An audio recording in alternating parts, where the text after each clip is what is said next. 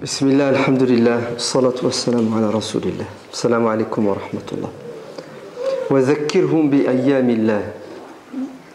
Dieu dans le Coran ordonne à son prophète sallallahu alayhi wa sallam et à tout imam, savant, prédicateur et même aux parents d'interpeller les musulmans, les jeunes, les moins jeunes, ceux qui sont cultivés, ceux qui ne le sont pas, sur une thématique bien particulière qui est l'histoire. Puisque Dieu dit dans ce verset, qui est dans la sourate Al-Hajj, si ma mémoire est bonne, rappelle aux musulmans les grands événements historiques qui ont fait la gloire de l'islam. C'est-à-dire, le musulman doit connaître son passé. Et en particulier, des événements durant lesquels la justice l'a emporté sur l'injustice. On appelle ça, dans le Coran, un jour de Dieu.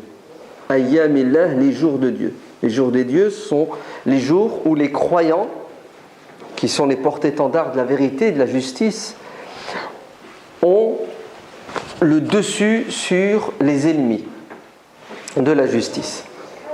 Donc vous voyez que notre religion est une religion qui nous invite à butiner dans tous les domaines. Il faut avoir des connaissances dans ce qu'on appelle ilmu ash-shar', la science purement religieuse, mais aussi dans les sciences dites aujourd'hui profanes. Il faut faire de l'histoire, il faut faire de la biologie, de la zoologie, de la politique, de la sociologie, de la philosophie. D'ailleurs, si vous lisez le Coran avec attention, vous verrez qu'un tiers du Coran il fait d'histoire, n'est-ce pas ? Un tiers du Coran, 600 pages, coupé en 3, 200 pages, ce sont des histoires. Pourquoi à votre avis ? Pourquoi est-ce que Dieu a parsemé les sourates du Coran, parsemé dans les sourates du Coran des histoires ? Vous savez pourquoi ? Parce que l'histoire c'est quelque chose de concret. Vous avez ce qu'on appelle l'abstrait et le concret. Vous avez des idées, et ces idées-là, si on ne vous donne pas un modèle, un exemple, si on ne vous les dessine pas, si on ne les traduit pas en film, en pièces de théâtre, vous allez avoir du mal à comprendre, à entendre et à retenir. Racontez aux enfants la vie du prophète, alayhi salatu wassalam. Ils vont comprendre certaines choses, moins d'autres, retenir, oublier. Mettez-leur un dessin animé d'1 heure sur la vie du prophète. Mettez-leur un film qui dure 1 heure sur la vie du prophète. Ça sera gravé à jamais. Parce que l'être humain comprend mieux et retient mieux, est beaucoup plus influencé quand il entend, quand il voit, quand il ressent, quand il touche. Quand les 5 sens sont interpellés, ça a beaucoup plus d'impact sur lui. C'est pour ça que Dieu nous met dans le Coran à chaque fois des modèles, des exemples, des événements. Donc l'histoire, c'est une matière fondamentale. Et a fortiori l'histoire de l'islam et des musulmans. Puisque nous devons tirer des leçons de ce que les musulmans ont fait de bien ou de mal pour reproduire le bien et éviter de faire le mal. La prochaine fois, on parlera de Badr. Le Coran nous parle de la bataille de Badr, la bataille de Uhud, la bataille de Hunayn, la prise de la Mecque, du fossé, les histoires des enfants d'Israël. Bref, tout ça vous le savez, mais malheureusement on a tendance à quoi ? À oublier qu'il faut continuer et ouvrir d'autres horizons. Car les histoires du Coran, on les connaît plus ou moins. On les a déjà entendues 1 fois, 2 fois, 3 fois. Il ne faut pas se contenter de ce qu'on sait. Plus on en sait, mieux c'est, et plus on comprend ce qui se passe aujourd'hui. L'histoire se répète. Tilkal ayyamu nudawiluha bayna an-nas. C'est ce que Dieu dit dans le Coran. Il y a des lois qui régissent les sociétés. Si vous connaissez les lois, vous allez pouvoir vous en sortir. Si vous êtes des ignorants, vous allez subir le mal de l'être humain, l'injustice de l'être humain, car sur terre il y a des injustices. Je crois que c'est Sa'd ibn Abi Waqqas radiyallahu anhu qui disait: nous enseignons à nos enfants les épopées, les batailles du prophète comme on leur enseigne les sourates du Coran. Comme on leur enseigne les sourates du Coran, parce que c'est fondamental et important, on leur parle aussi de ce qui est arrivé du vivant du prophète. Et les enfants grandissent avec quoi ? Avec cette culture historique islamique qui forge leur personnalité et puis qui leur permet de mieux comprendre ce qui se passe. Donc ça, c'était juste en guise d'introduction. Le mois de Ramadan, c'est le mois de l'effort et non pas le mois du réconfort. Le mois de Ramadan, c'est le mois du sacrifice et non pas le mois de l'ennui. Si vous faites l'histoire de l'islam, vous verrez que des grands événements ont eu lieu pendant le mois de Ramadan. Parce que le mois de Ramadan, comme on dit, c'est le mois de la baraka, de la bénédiction. C'est le mois où les grands diables sont enchaînés. Donc l'être humain, apparemment, il est plus léger pour faire le bien. Mais c'est le mois aussi où le musulman fait le maximum d'efforts, car le bien qu'on fait pendant le Ramadan, il est beaucoup plus récompensé. Le mois de Ramadan ne doit pas être synonyme d'oisiveté. Je m'ennuie, les journées sont longues, j'ai du mal à faire le Ramadan. Non, le Ramadan, on doit être en mouvement, en permanence. Si on n'arrive pas à faire du bien pendant le mois de Ramadan, alors qu'on est en état de spiritualité intense, notre âme se libère parce que le corps perd du poids. Si pendant le Ramadan on n'arrive pas à faire du bien, à réaliser des choses, est-ce que vous croyez qu'après le Ramadan vous allez y arriver? Point d'interrogation. Allahu a'lam, et ça m'étonnerait fortement. Un petit rappel. Le prophète sallallahu alayhi wa sallam est décédé. Il a géré la communauté pendant 23 ans, au niveau spirituel, politique. Et après sa mort, la première des choses que vont faire les compagnons, c'est choisir un chef. Car on ne peut pas rester sans chef. Si nous n'avons pas de responsable de chef, c'est le diable notre chef et notre responsable. Vous entendez? Sinon, c'est l'anarchie. Alors ils ont choisi Abu Bakr. Et on va avoir une période qui va durer 30 ans, qui s'appelle la période des califes bien guidés. Abu Bakr, Omar, Uthman, Ali, Al-Hassan ibn Ali. Et malheureusement, après cette période, nous allons avoir une période de monarchie héréditaire, avec des monarques, des rois, qui vont du meilleur, Omar ibn Abdelaziz, jusqu'au pire, le délinquant Yazid ibn Muawiyah. Et entre les deux, certains qui ont fait plus de bien que de mal, et d'autres plus de mal que de bien. 3 dynasties, l'Omeyyade, de l'année 41 à l'année 132, l'Abbasside de l'année 132 à l'année 656, et on termine avec les Ottomans de l'année 656 officieusement, mais officiellement l'année 700 quelques, si ma mémoire est bonne, jusqu'en 1924.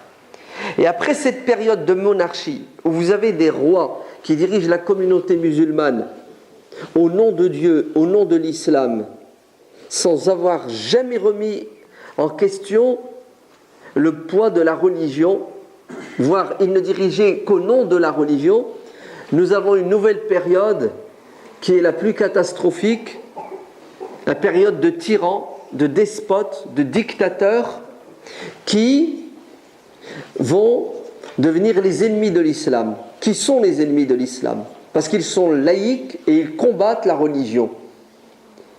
Alors, durant cette période, on aura des exceptions. Des gens sincères, croyants, qui ont essayé de faire le mieux, mais malheureusement, le contexte géopolitique fait que ceux qui dominent, ce sont les traîtres, une 5e colonne qui combat l'islam de manière directe ou indirecte. Et bien entendu, les vrais dirigeants sont les puissances occidentales. Ça s'appelle la néocolonisation. On vous colonise de manière indirecte. Après vous avoir colonisé militairement, économiquement, maintenant nous allons vous coloniser culturellement, spirituellement, philosophiquement, économiquement et tout le reste. Mais via des traîtres, la même couleur, la même langue, la même pseudo-religion. Et ces gens-là vont tout faire pour vous éloigner de l'islam, parce que si les musulmans sont vidés de leur dimension religieuse et spirituelle, ils sont manipulables comme tous les êtres humains. Quand ils ne pensent pas, ils ne réfléchissent pas. Et nous, ce qui nous fait penser et réfléchir, c'est notre religion, parce qu'elle nous donne un sens. Et après cette période, le prophète sallallahu alayhi wa sallam nous annonce des jours meilleurs en nous disant les califes vont revenir. Les califes, bien guidés, vous vous souvenez, Abu Bakr, Omar, d'autres vont diriger cette communauté au nom de Dieu, au nom de l'islam, dans la justice et la paix. Et puis après ils s'étuent. Ça sera sans doute les derniers moments de notre planète bleue. Ça va? Vous avez vu le panorama? Vous avez vu les grandes... Alors à votre avis, on est dans quelle période? Nous sommes dans la période de transition. On est en train de passer de la période des despotes, des tyrans hostiles à l'islam à la période de démocratie musulmane qui vont finir par réaliser le projet des États-Unis musulmans. Les États-Unis, ils vont s'unir comme les États-Unis d'Amérique se sont unis. Et puis ils ont créé cet empire américain. Il y aura les États-Unis musulmans, 57, 60 pays qui vont s'unir autour d'intérêts communs. Et leur ciment essentiel, c'est leur idéologie, leur religion. Ça va? C'est clair? Très bien. Salama, dans le Sahih de Bukhari, dit que le prophète sallallahu alayhi wa sallam a dit Waylun awayhun lil arab min sharrin qad iqtarab. Malheur aux Arabes, un malheur les attend. Ici, les Arabes, ce sont les musulmans, car la majorité des Arabes étaient musulmans. Alors parfois dans les hadiths, arabe signifie musulman et musulman signifie arabe, ce qui est logique. Quel est ce malheur qui va frapper la communauté musulmane? Le prophète le dit, une invasion d'une peuplade qui est apparentée à ceux qu'on appelle Gog et Magog, Ya'juj et Majouj. Le hadith parle de Gog et Magog. Alors sont-ils les vrais Gog et Magog qui vont venir vers la fin des temps? Ou sont-ils des gens qui ressemblent aux Gog et Magog?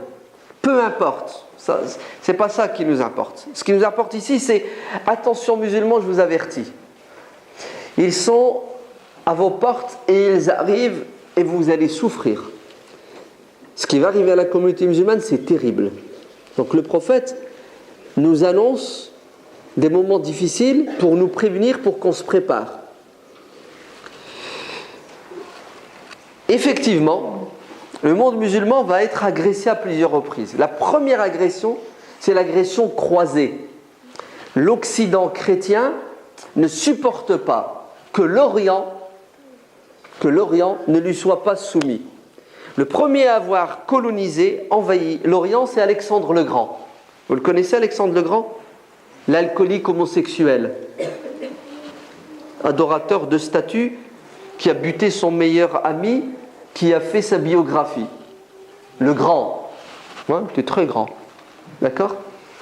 Alexandre le Grand, qui domine avec l'épée. Ensuite, une seconde vague, les Romains. Ils colonisent à nouveau le nord de l'Afrique, le Moyen-Orient. Quand je dis coloniser, c'est-à-dire ils débarquent, tu ne te laisses pas faire, ils t'éliminent, et ensuite, ils font de toi un esclave qui travaille pour eux. L'exploitation de l'homme par l'homme.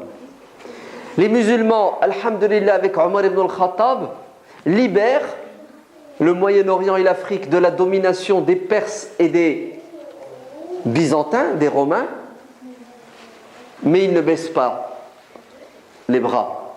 Les Occidentaux, les Romains, reviennent à l'attaque avec ce qu'on appelle les croisades. Ça vous dit quelque chose, les croisades? 1080? Non, mais 96.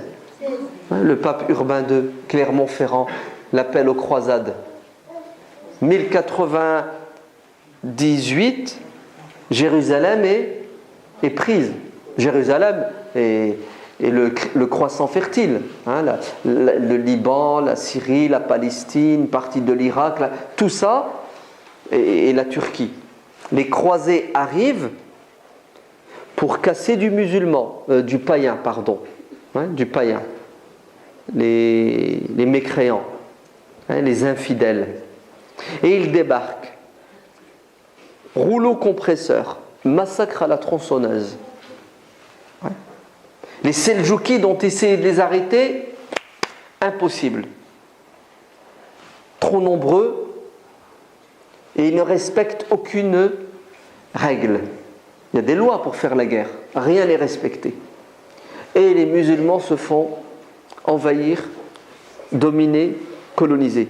Vous savez pourquoi ? Parce qu'ils sont divisés, tout simplement. Pas parce qu'ils sont moins nombreux. Non, parce qu'ils sont divisés. Comme Dieu le dit dans le Coran, il nous avertit وَلَا تَنَازَعُوا فَتَفْشَلُوا وَتَذْهَبَ رِيحُكُمْ. Ne vous disputez pas, vous allez vous diviser, vous allez vous affaiblir et votre force n'existera plus. Si vous n'avez pas de force, vous ne pouvez pas arrêter l'ennemi. Ah oui. Les Seldjoukides, qui étaient en Turquie, qui étaient l'avant-garde de l'armée de la communauté musulmane, appellent au secours leurs frères musulmans de Bagdad, leurs demi-frères musulmans chiites d'Égypte. Personne ne répond, parce qu'ils sont occupés, les musulmans à Bagdad et en Égypte. Du moins, les dirigeants, les hommes politiques, les intellectuels, ils sont occupés à regarder la télé, à regarder la Coupe d'Europe, la Coupe du Monde, la Coupe de tennis. Non, même pas, ils sont en train de jouer à la play. Ouais. Et leurs frères musulmans leur disent, ils arrivent, aidez-nous, parce qu'après nous, c'est à votre tour. Rien, ça n'arrive qu'aux autres, les malheurs. Ils sont loin. Alors vous savez ce qui va se passer ? Les musulmans sont défaits, la prise de Jérusalem. Il faut attendre quelques années pour qu'ils se réveillent du traumatisme avec Mawdoud, le premier, qui déterre la hache de guerre et qui lance la résistance. Et subhanallah, Mawdoud, radiyallahu anhu, il est assassiné dans la mosquée Al-Jumu'ah alors qu'il dirige la prière. Vous savez par qui ? Par un musulman. Toujours la 5e colonne, les traîtres. Et vont naître, à cette époque-là, des sectes, et parmi ces sectes, une secte terrible qui va travailler en collaboration étroite avec l'armée ennemie, avec l'envahisseur. On les appelle El-Hashashin. En français, ça donne les assassins. Les assassins, c'est comme ça qu'on les appelle. Une secte chiite, ismaélite. Ils sont nés dans le nord de l'Iran. Alamout, ça vous dit quelque chose, Alamout ? Là-haut dans les montagnes. Et ces gens-là, ils étaient embrigadés pour commettre des crimes. Ils ont essayé de tuer Salah ad-Din à plusieurs reprises. Il a été blessé d'ailleurs. Parce qu'après Mawdoud, Imad ad-Din Zanki, Nur ad-Din Mahmoud Shahid, Salah ad-Din Saladin le Grand, Salah ad-Din va réussir à reprendre Jérusalem. Les croisés sont affaiblis. Ça déclenche les foudres à nouveau des Occidentaux. Et vous avez 3 rois, le roi d'Angleterre, le roi d'Allemagne, le roi de France. Richard Cœur de Lion, ça vous dit quelque chose ? Robin des Bois, ouais, qui débarque avec une armée encore plus puissante pour se venger de Salah ad-Din qui leur a repris Jérusalem. Et pendant 2 ans, Salah ad-Din va souffrir. Pendant 2 ans, Salah ad-Din va devoir à la fin s'asseoir à la table des négociations avec son ennemi Richard Cœur de Lion et céder des forteresses et des villes qu'il avait conquises. Tout ça pourquoi ? Parce que ces pseudos, ces demi, ces quarts de frères musulmans le regardent et l'observent et ne font rien pour venir le soutenir. Il est avec ces quelques milliers d'hommes qui sont fatigués, ça fait 15 ans qu'ils se battent. Alors il est obligé de faire ce qu'on appelle la trêve de Ramla, où il cède. Pourquoi ? Pour se reposer. Wallah, Salah ad-Din, c'est un musulman extraordinaire, radiyallahu anhu. Il faudrait faire une conférence que sur Salah ad-Din, ouais, pour connaître les vrais héros de l'islam. Ben écoutez, Salah ad-Din, la dynastie Ayyubide. Après, nous allons avoir une dynastie qui s'appelle les Mamlouks, el-Mamalik. qui est à l'origine des esclaves, qui vont finir par prendre le pouvoir et qui vont diriger une partie du monde musulman, et leur quartier général, leur QG, c'est en Égypte. Les croisés vont se faire chasser définitivement de cette région grâce aux Mamelouks. Et à nouveau, écoutez bien, l'Occident, colonisateur en permanence, ne supporte pas cette défaite et il revient à l'attaque. Mais cette fois, il va revenir à l'attaque de manière sournoise. Le pape, écoutez bien, le pape, sa sainteté, va entrer en contact avec qui? Avec les Mongols. Là-bas, la Mongolie, vous savez, le nord de la Chine. Des gens qui n'ont rien à voir avec les religions révélées, leurs croyances. Et il va y avoir une alliance satanique entre le monde occidental chrétien et le paganisme mongolien. Excusez-moi, c'est pas comme ça qu'on dit mongol, mais ouais. Non, vous allez comprendre que ce sont des Mongols. Ouais.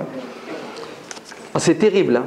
C'est tellement terrible que le grand historien Ibn al-Athir, écoutez bien, Ibn al-Athir il s'appelle, il a une encyclopédie historique qui s'appelle Al-Kamil fi Tarikh. Ibn al-Athir, contemporain, quand il arrive à la période des Mongols, vous savez ce qu'il écrit dans son livre? Il a dit: ça fait des années que j'essaie de mettre par écrit les pompées mongoles, ce que les Mongols ont fait dans le monde musulman. Et ça fait des années que j'ai un blocage psychologique, je n'arrive pas. Ouais. Allez, imaginez-vous un gosse qui a vu son père se faire torturer, sa mère violée, brûlée, ses frères et ses sœurs découpés en morceaux. Ce gosse, il est traumatisé, oui ou non? Ce gosse, il lui faut 50 psychologues et psychiatres pour le faire parler. Et peut-être qu'il va parler dans 20 ans, dans 30 ans. Les mêmes Ibn al-Athir dit: je n'arrive pas à mettre par écrit ce que les Mongols ont fait, tellement c'est terrible et horrible. Car ce que les Mongols ont fait, aucun être humain ne l'a fait sur terre et aucun autre être humain ne le fera, sauf peut-être Yajouj wa Majouj, à la fin des temps. Voilà ce qu'Ibn al-Athir dit. La pire des choses qui est arrivée sur terre, c'est l'invasion mongole. Et il a raison, Ibn al-Athir. Après, la thérapie qu'il va faire, ouais, il va mettre par écrit. Et lisez ce que les Mongols ont fait dans le monde musulman. Un truc de ouf. Écoutez maintenant. Les croisés vont s'allier avec les Mongols pour attaquer le monde musulman par l'Est. Les croisés attaquaient le monde musulman par l'Ouest. Maintenant, l'invasion va venir de l'Est. C'est-à-dire que les Mongols quittent leur steppe et avancent vers le Pakistan, le Sindh, c'est comme ça qu'on l'appelait avant, qui est musulman, et le Hind, une partie de l'Inde, qui est musulmane, l'Afghanistan. Et là-bas, nous avons une dynastie musulmane qui s'appelle les Khawarizm Shah. Malheureusement, écoutez bien, celui qui dirige cette dynastie va appeler au secours. Celui qui est censé représenter la communauté musulmane et la défendre, le garant des libertés et le garant de la sécurité et de la protection de la communauté musulmane, qui s'appelle le calife de Bagdad. Bagdad, c'est la capitale du monde musulman. Les Abbassides. Et à votre avis, est-ce que les Abbassides vont réagir? Est-ce que le calife va réagir? Non. Le calife ne réagit pas. Les Khawarizm Shah vont essayer de retenir l'invasion mongole, mais en vain. C'est un barrage qui explose. Et le génocide commence. Le génocide commence. Quand les Mongols passent quelque part, il n'y a plus de vie. C'est comme Nagasaki, Hiroshima. Vous entendez? Ils jettent une bombe, il ne reste même pas les arbres, ni les animaux. Et ce sont des massacres de 100 000 personnes. Les livres d'histoire parlent de 700 000 personnes qui sont tuées. Et les Mongols sont tellement fatigués de tuer qu'ils ont inventé une manière de tuer exceptionnelle. Ils font des prisonniers parmi les musulmans et ils les traînent avec eux dans leur avancée et ils les utilisent comme boucliers, Quand ils font les sièges, ils les mettent devant. Comme ça, les musulmans, ils sont obligés de tuer d'abord leurs frères musulmans pour atteindre les Mongols. N'est-ce pas?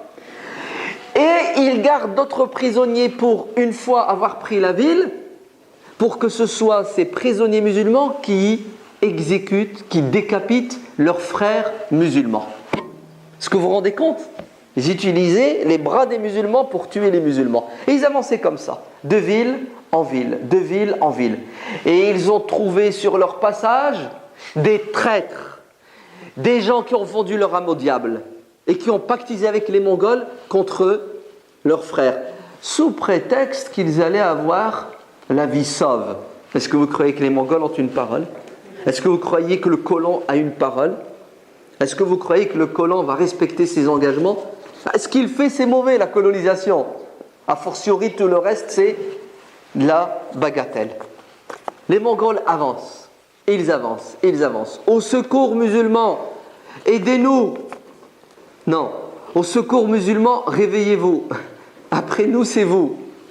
Non. Notre cher calife est occupé. Vous savez à quoi il est occupé?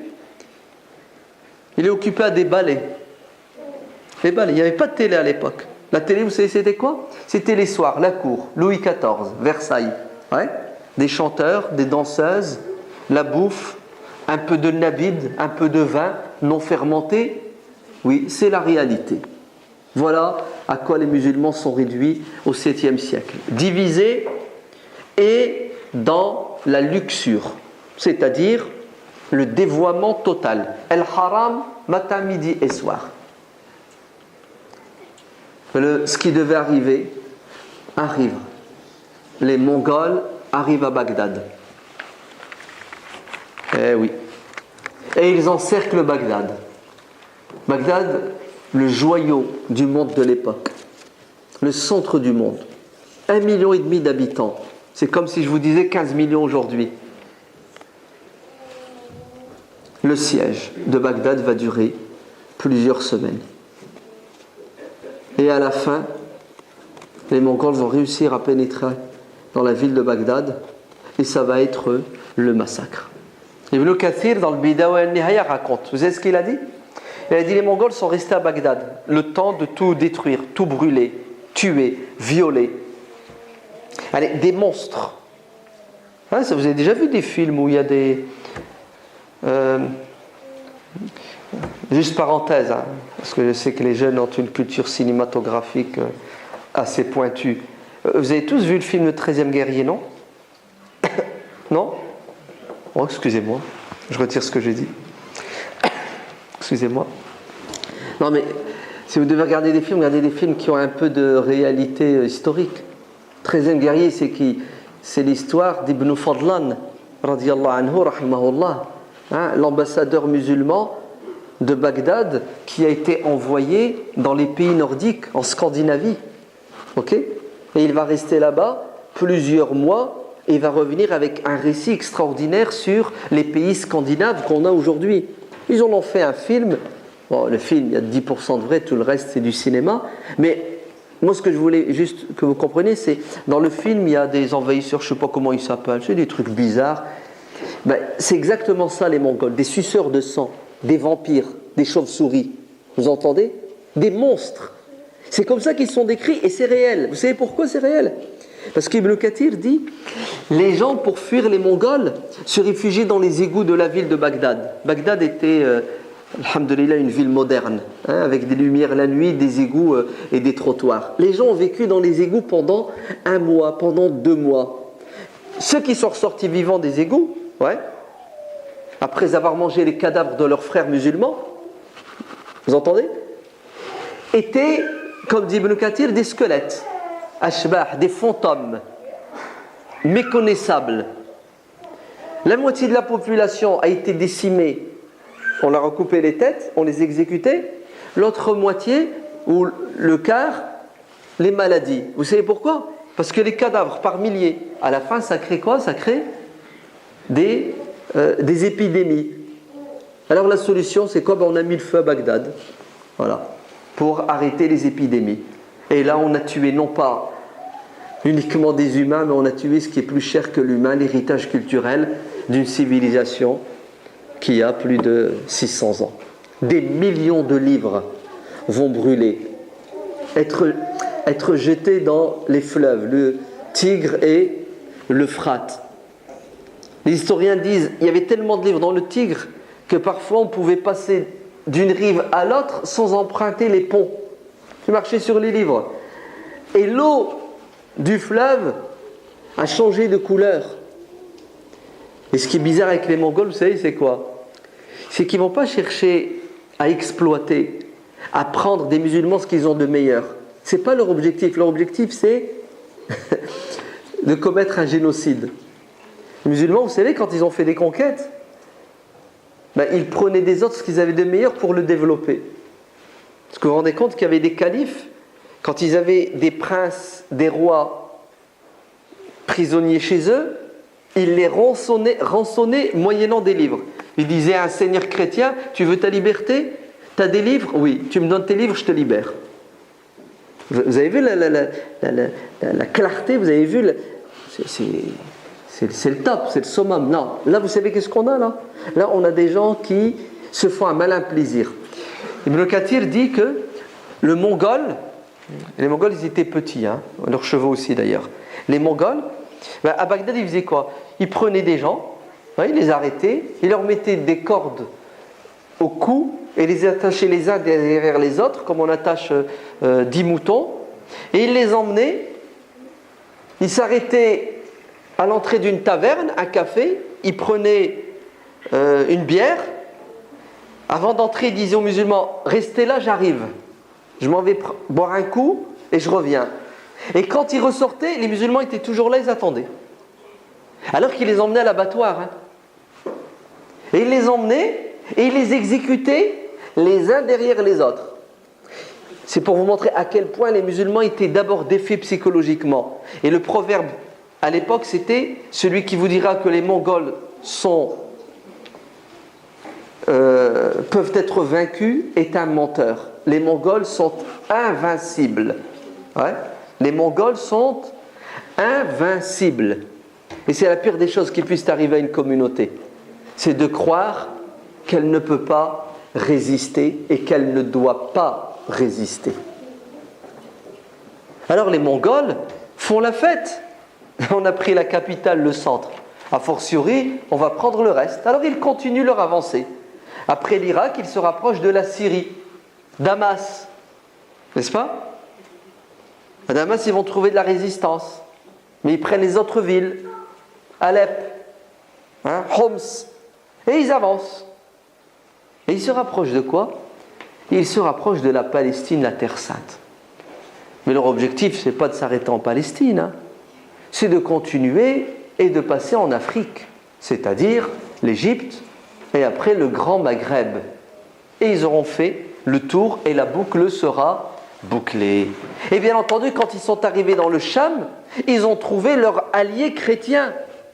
Parmi les Arméniens chrétiens, parmi les croisés qui colonisaient encore en partie le monde musulman, qui se coalisent avec eux contre leurs concitoyens musulmans.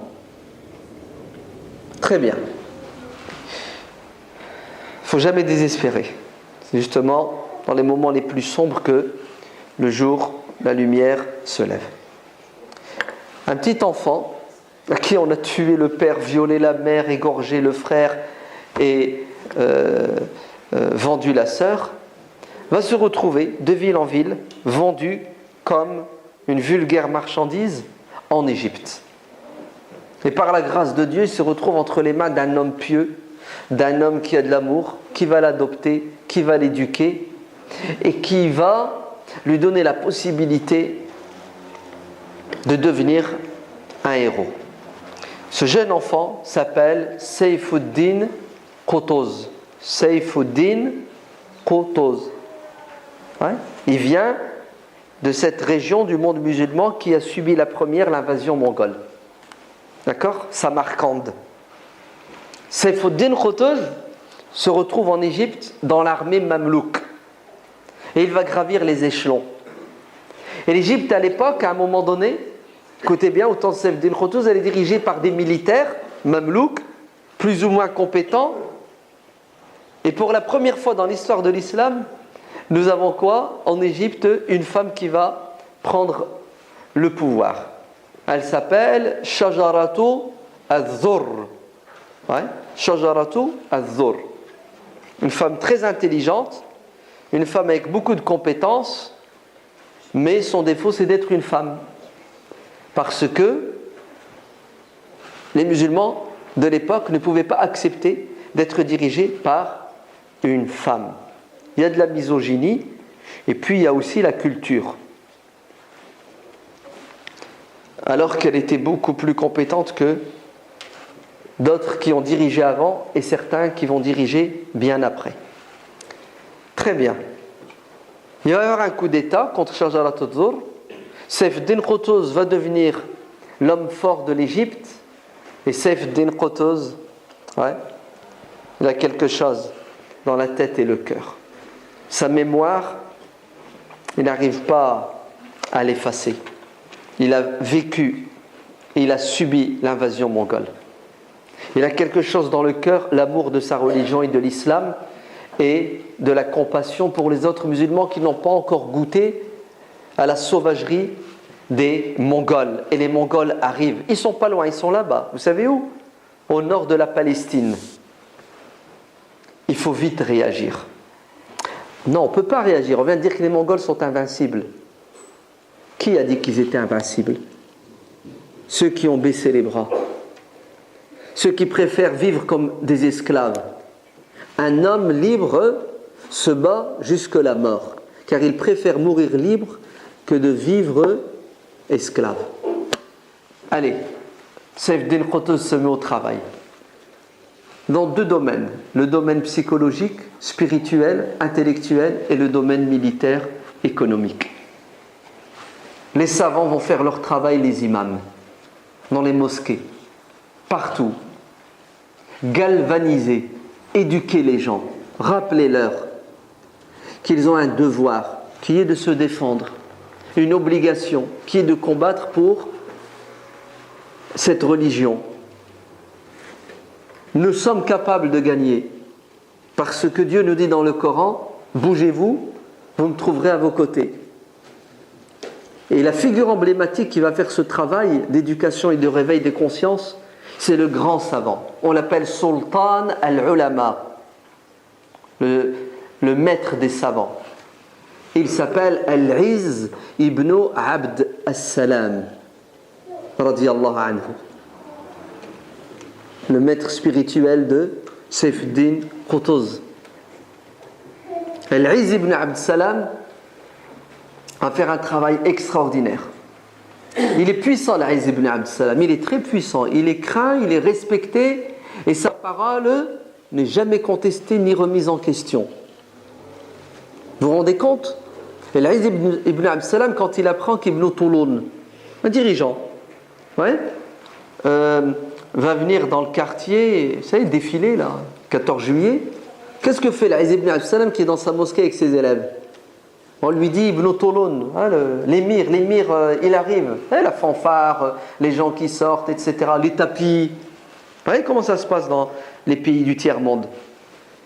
Quand Ibn Touloun s'approche de la mosquée où il se trouve, Al-Izz se met debout, et il sort, il va vers lui, et il l'arrête, et il tient son cheval par les rênes. Et vous savez ce qu'il dit à Ibn Touloun devant tout le monde? Il lui dit Taqillah, crains Dieu. Qu'est-ce que tu vas dire à ton Seigneur le jour où il te posera la question suivante? Il y avait en Égypte de l'alcool, des maisons closes, etc. Quelle est ta réponse? Ibn Touloun lui dit, ah bon? Au Caire, il y a ça? Je ne suis pas au courant. C'est encore pire si tu n'es pas au courant. Si tu diriges, tu n'es pas au courant de ce qui se passe. Et Al-Izz va le rappeler, lui rappeler ses devoirs. Et une fois qu'il a conseillé comme ça devant tout le monde, il repart dans sa mosquée. Et ses élèves l'interpellent et lui disent, maître, vous n'avez pas eu peur de lui? Tout le monde flippe devant lui, tout le monde le craint, tout le monde le vénère. Il y en a même qui l'adorent. Parmi la populace, mais parmi aussi les savants. Parce que les hypocrites, il y en a partout, les arrivistes. Vous savez qu'est-ce que leur a dit Al-Aziz ibn Abd Salam? Il a dit, Wallah, quand je l'ai attrapé comme ça, vous savez, les reines, son cheval, là, quand je l'ai arrêté pour lui parler, je me suis imaginé la grandeur et la puissance de Dieu, et je l'ai vu devant moi comme un chat. Rien, c'était rien du tout. Il est qui? Il va me faire quoi, gars? Allez, vas-y, il va faire quoi? Si je dois mourir, je vais mourir. Si je ne dois pas mourir, je ne mourrai pas. Allah, il ne nous a pas dit d'adorer l'être humain.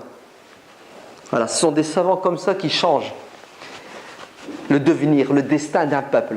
Pas les hypocrites. Vous entendez? Parmi les savants qui baisent les mains, qui font des courbettes et qui font des fatwas en fonction des goûts et des couleurs de qui? Des despotes et des tyrans. Et on en a des savants comme ça, comme Al-Aziz ibn Abd Salam aujourd'hui. Ne croyez pas qu'il n'y en a pas? Il y en a. Hein. Certains sont en prison, d'autres en résidence surveillée, d'autres ils sont tombés martyrs. Hein, ils ont été assassinés, ils ont été pendus haut et court. Sayyid Qutb, rahimahullah. Sayyid Qutb, c'est pas n'importe qui. Sayyid Qutb a été. Il n'a même pas été. Si, il a été jugé. C'est lors du tribunal, excusez-moi les mots, l'imbécile qui jugeait Sayyid Qutb. Vous savez ce qu'il a demandé à Sayyid Qutb? Il a demandé de réciter la Fatiha à l'envers. Allez, Dalin, La, Wa. C'est dur, hein, vous n'arriverez pas à le faire. Récite-nous la Fatiha à l'envers. Pour vous montrer, regardez, Sayyid Qutb, une sommité intellectuelle, un homme exceptionnel, et en face de lui, un militaire qui sait ni lire ni écrire. Et c'est Jamal Abd Nasr, le plus grand despote du monde arabe, de Moscou, à côté de Khrouchtchev, qui va quoi? Qui va prononcer l'arrêt de mort de Sayyid Qutb. Pendez-le, tuez-le. Alors que quelques semaines avant, quelques mois avant, il lui a fait une proposition pour devenir ministre de la culture. Sayyid Qutb, il lui dit, ce doigt qui s'incline devant Dieu dans la prière ne va pas s'incliner devant un despote et un tyran. Tu veux m'acheter? Ça va pas, non? Il n'y a qu'une mort, autant mourir libre dans la vérité. Et Sayyid Qutb a été pendu haut et court. Et c'est quoi son péché? C'est d'avoir cherché à quoi? À libérer son pays de la colonisation culturelle.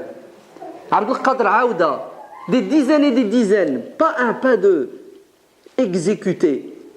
Parce que c'était des savants libres qui avaient le sens de la responsabilité. Et vous trouverez toujours des despotes et des tyrans et des hypocrites à leur côté. Bon allez, arrêtons de parler du passé, parlons du présent. Regardez ce qui se passe en Égypte. Regardez ce qui se passe en Égypte. Coup d'État. Vous êtes d'accord? Béni par le monde entier, sauf la Turquie. Chapeau Erdogan. Allahu Akbar. Le reste de la racaille. Ouais. 2. Hadola, les militaires qui ont fait le coup d'État. Ils ont qui à leur côté? Cheikh Al-Azhar. Cheikh pseudo-salafi. Pour leur dire, oui, vous avez raison. Vous avez raison. On vous soutient, on vous maintient au pouvoir. Au nom de Dieu. Et après, ils vous font des vidéos sur YouTube. Ils vous les postent. Al-Kalb al-Awi al-Qardawi. Vous savez pourquoi il s'attaque à Al-Qardawi? Parce que Al-Qardawi, c'est l'Aziz ibn Abd Salam du 20e et 21e siècle. Ouais. Celui qui dit le haqq et la vérité, même s'il doit y laisser sa peau. Et Allah alam où il est maintenant. D'après la rumeur, il sera en prison en Égypte. Ouais. Vous vous rendez compte? Al-Qardawi, à qui on a posé la question en direct. Qu'est-ce que vous pensez de quelqu'un qui serre la main à Shimon Peres, le président d'Israël, qui a massacré le peuple palestinien, qui commence à massacrer le peuple palestinien? Alors, mais vous dites quoi d'un chef d'État arabe qui serre la main à l'ennemi des Palestiniens, donc des musulmans? Zama, tu dis quoi de l'émir du Qatar qui a reçu Shimon Peres et qui lui a serré la main? Tu sais, ils ont voulu le mettre en porte-à-faux. C'est ce qu'il a dit, le Qardawi. Il a dit, il doit laver sa main 7 fois avec de l'eau et la 8e avec de la terre. Ça va, vous avez compris? Zama, vous croyez que parce que j'habite au Qatar, je vais vendre mon âme au diable? Al-haq ahaqqu an yuttaba'. Al-Aziz ibn Abd Salam, parce qu'il ne craignait que Dieu, parce qu'il a assumé sa responsabilité de savant, qui est d'éclairer les gens et de les libérer, il a réussi en l'espace de 18 mois à réveiller une partie du peuple égyptien. Et quand Saif Din Qutuz va lui dire « Fais-moi une fatwa pour ramasser des fonds », c'est-à-dire pour dire aux gens de faire un effort de guerre financier, vous savez ce qu'a dit l'Aziz ibn Salam? Il a dit « Niet, je vais demander au peuple de donner de l'argent quand vous, la haute classe, les dirigeants, les nobles, les bourgeois, les militaires, vous allez donner tout ce que vous possédez. Et si tout ce que vous avez, vous l'investissez dans l'effort de guerre, ce n'est pas suffisant, à ce moment-là, je m'adresserai aux petites gens, au peuple. Allez, on commence par vous. » Ils ont dit quoi à votre avis? Ils ont dit Amen. Ils ne peuvent pas discuter. On était à cette époque-là où le savant, c'est lui qui dirige et qui commande. Et ils ont donné, et ils ont montré l'exemple. Et le peuple a suivi. Le problème de notre communauté, ce sont les dirigeants politiques et les dirigeants religieux. Les politiques sans foi ni loi, les religieux qui se soumettent aux politiques pour des intérêts purement matériels. On prépare la résistance. Le jour J arrive. Saif Din Qutuz, avec Al-Izz ibn Abd Salam, vous entendez, les savants, ils allaient au champ de bataille. L'armée musulmane d'Égypte, l'armée de métier, mais aussi les volontaires parmi le peuple, les petites gens, tout le monde. Vous connaissez tous l'histoire de cette femme. Quand l'Aziz ibn Abd Salam a appelé le peuple à l'effort, et une femme est venue avec ses tresses. Elle lui dit « Tiens, mes cheveux, c'est tout ce que je possède. Faites avec mes cheveux une corde pour attacher vos chevaux. C'est tout ce que je possède, mes cheveux. » Ben, ils sont partis pour rencontrer les monstres. Et la bataille va avoir lieu, vous savez où? En Palestine, dans un endroit qui s'appelle Ain Jalut, au nord de Jérusalem, pas loin de la ville de Jénine, actuellement. Jénine, vous regarderez sur la carte. Ça vous dit quelque chose, Jénine, non? Le massacre de Jénine, là, en 96, c'est ça? Jénine qui a résisté pendant 1 mois à l'armée la plus puissante du Moyen-Orient, l'armée américaine. Ouais. À Jénine va avoir lieu le choc des civilisations. Les Mongols et les musulmans. Les Mongols,